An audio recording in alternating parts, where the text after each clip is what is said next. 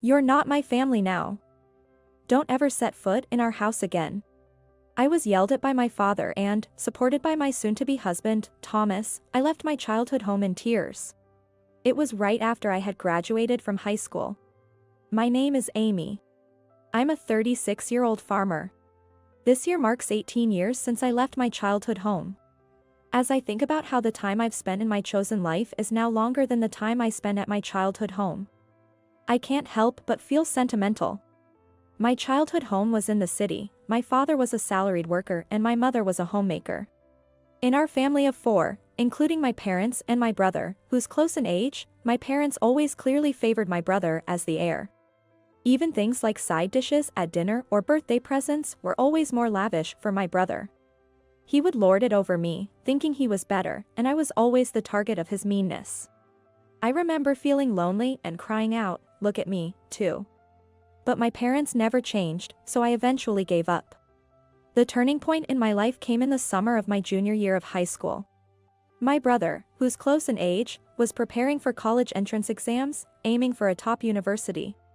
But he was always on edge due to poor mock exam results, often taking it out on me. My parents treated him with kid gloves, pushing household chores on me to prevent me from having time to study. I had better grades than my brother, so in a bid to improve his mood, my parents even tried to sabotage my grades. It made no sense to me. That's when I heard about an agricultural internship program from Mr. Johnson. In my high school, students who were interested could participate in a 2-night, 3-day agricultural internship. Staying with a host family, we would harvest vegetables and cook meals together, immersing ourselves in country life. Struggling with my home life, I decided to take part. But my father was adamantly against it, saying, "Farming is for idiots who can't hold down a regular job." My mother mocked me, "Why would you want to get dirty and smelly doing physical labor?" Despite their opposition, I used my own savings to sign up. It was the first time I ever stood up to my parents. And it was the right decision.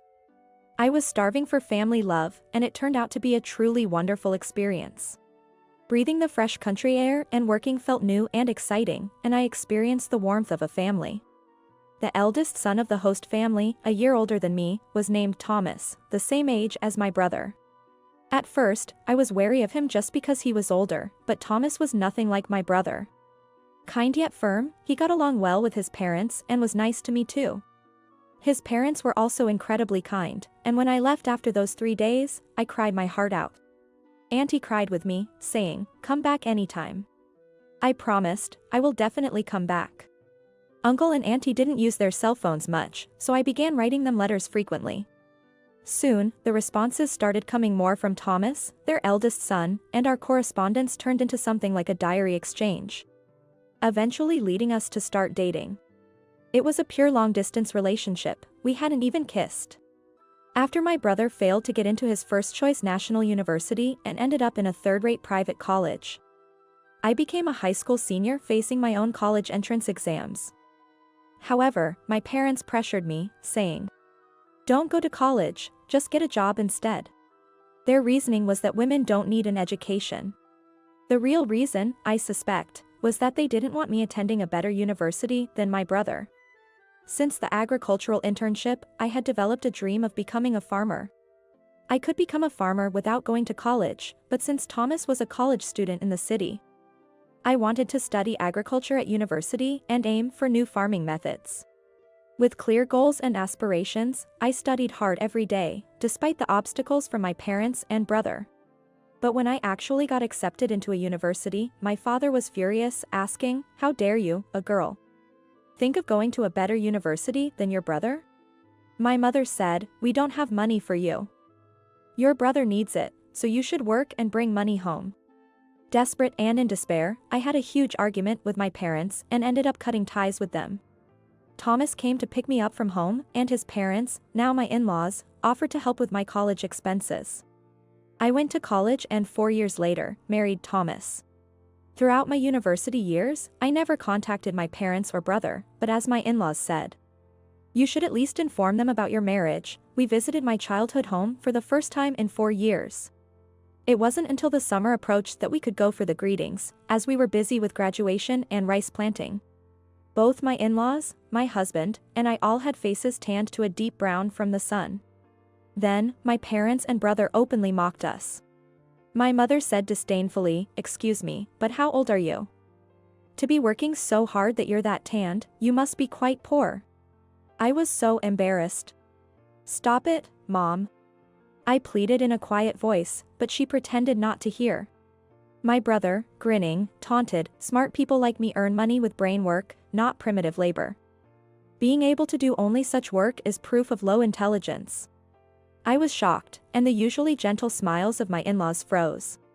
My husband firmly declared, "With all due respect, we take pride in our farming."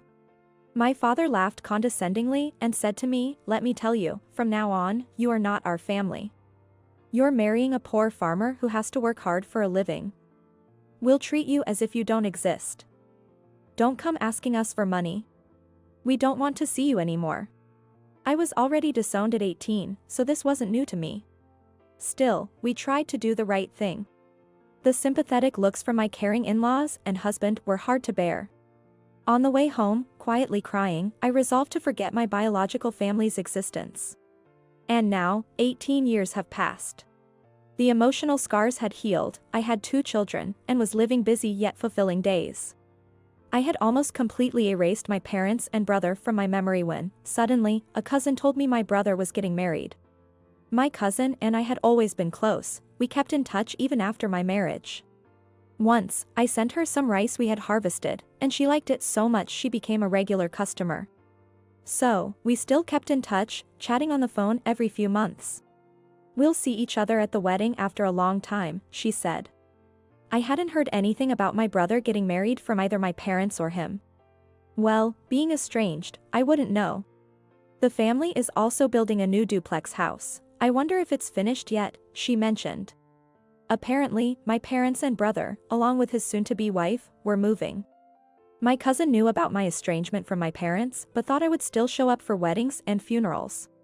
After hanging up, I impulsively called my mother's cell phone.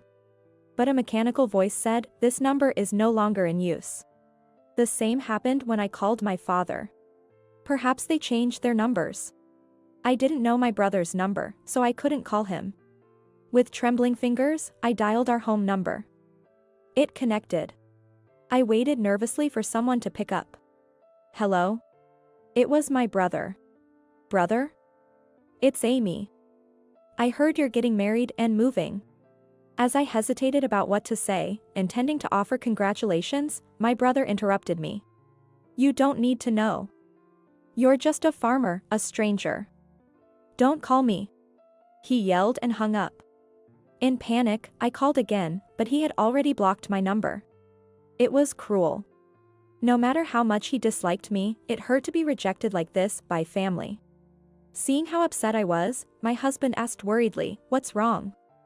Did something happen?" Tears I had been holding back fell.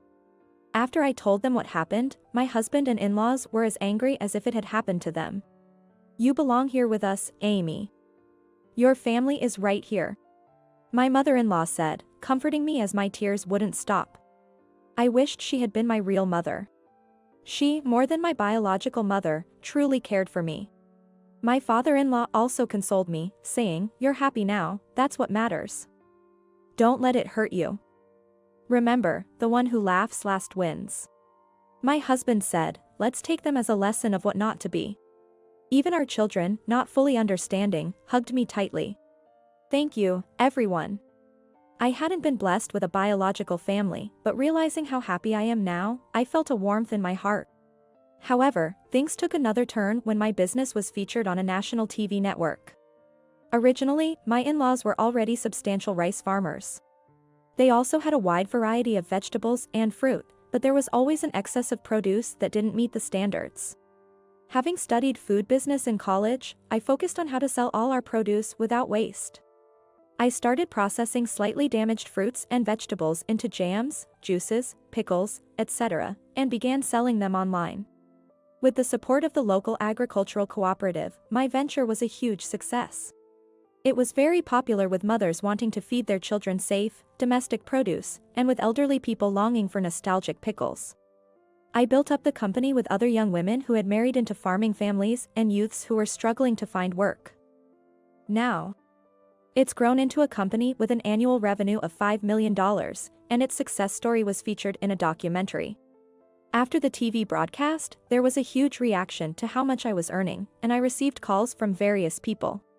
Calls for orders, inquiries, business deals, and interview requests flooded in, not only to the company phone but also to my personal cell phone, which rang incessantly.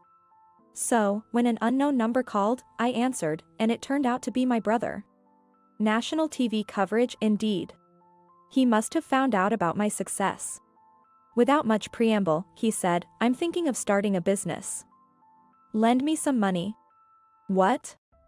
No way. I replied, feeling an instinctive aversion, and hung up coldly. But then he called again. "Just give me the money. If you, a mere farmer, can start a business and make money, then I'll definitely succeed." He was adamant and arrogant. His attitude wasn't that of someone looking to borrow money, and I wondered where such confidence came from. He was the one who had called me a stranger, a mere farmer. I didn't respond to his demands but asked something I had been curious about. "Hey, who decided not to tell me about the house move?" "What?" "That was my decision, of course. My wife, being a city woman, was quick to agree to cut ties with you. So, that was it." I hung up without hearing more and blocked his number. My brother's wife, whom I had never met, seemed to share the same mindset as my brother and parents. Since my brother had seen the TV show, my parents might have watched it too. A few hours later, thinking this, I received a call from an unknown number. It was my father. "Why are you the president? Did you steal a man's job?" he asked. I replied, "Well, Thomas and my father-in-law are working in the agricultural corporation too. In fact, larger farms benefit from being incorporated due to certain systems and advantages. My father-in-law was the head of the local agricultural cooperative, and Thomas had incorporated his family's share, and now he is its president." My father seemed to accept my explanation but then said, "Don't be so cold. Why haven't you contacted us?" Astonished, I replied, "You disowned me, remember?" "I'm hanging up now," and hung up, blocking him too. Minutes later, my mother called. "Why aren't you giving your brother money? You make $5 million a year, right? Send us money. We're your real family. Have you forgotten the favor of raising you? Give us at least $3 million, or half of that." My mother was more aggressive than anyone in her demands. I mean, the $5 million is the total revenue of the company, after expenses and paying the employees. "There's hardly anything left for my salary," I said, exaggerating a bit. "Exaggerating a bit," my mother quickly countered. "Nonsense. That can't be true." I was getting irritated. It was shameful how she kept demanding money. Even if I had the money, I wouldn't send any. We're strangers, after all. With that, I ended the call and, of course, blocked her number too. I thought this would finally sever all ties, but I was too optimistic. To my surprise, my parents and brother, along with his wife whom I was meeting for the first time, showed up uninvited at my in-laws' house. My father said, "Hey, Amy. I'm lifting your disownment." I was dumbfounded, wondering if they were really that desperate for money. My mother-in-law expressed her displeasure, saying, "What do you people think you're doing?" My father-in-law stood silently next to her, glaring at my parents, and the surrounding employees gathered, looking at my parents with disbelief. Even my brother seemed to realize he wasn't welcome. He arrogantly said, "We are the true family with blood ties. We have the right to claim the money we've earned." The woman who seemed to be my brother's wife was nodding in agreement. I was infuriated. I retorted, "No way. Even if we share blood, there was never any emotional connection. You discarded me like a stranger." The pain of being abandoned by my own family resurfaced, and I felt tears welling up again. Then my husband arrived and stood by my side. He defended me, saying, "Amy is now part of our family. We don't need your disownment lifted to live happily. Please leave." He defended me and spoke up firmly. The employees also chimed in, criticizing my parents with comments like, "That's right. What are they thinking? So rude. I felt surrounded by allies. Realizing this was where I belonged, I was truly happy. My brother, in anger, shouted, "Shut up, you country bumpkins. You're probably all uneducated trash. Just obey us." My husband coolly revealed, "Well, actually, both my father and I graduated from the University of Nebraska. And Amy graduated from a renowned agricultural college." My brother, shocked, exclaimed, "What? Your top university graduates and you chose farming?" For my brother, who only had a degree from a third-rate private university, his education was his only pride. And he never expected to be outdone in this aspect. My husband calmly responded, "Agriculture is a respectable profession. We apply what we learned at university effectively." I couldn't help but burst into laughter at this. I teased, "Big brother, you're losing to Thomas in every way." This lightened my mood considerably. Maybe I had been too afraid of my brother and parents. "I want to make this clear since it's the last time, I am now a stranger to you." I paused there for a moment. Then, deliberately changing to a more formal tone, I continued, "Therefore, as a stranger, I cannot lend or give you money. Please leave. If you cause a commotion or become violent, I will call the police and pursue legal action." With these words, I firmly declared my disconnection from them. My in-laws and husband subtly moved closer, protecting me from any harm my family might cause. I was touched by how much they cared for me. The employees also shouted at my parents, yelling, "Get out of here now, and go home." My parents, brother, and his wife glared at us hatefully but couldn't say anything more and left dejectedly. Later, I heard from a cousin that my brother and parents, seeking quick riches, had started a business with borrowed money, not from me. But their arrogance led to a huge failure. They were on the brink of bankruptcy. But they're strangers now, and I have no intention of getting involved. As for me, work is going well, and I'm surrounded by a true family, my respectful in-laws, loving husband, and adorable children. Savoring the happiness in my life, I cherish each day.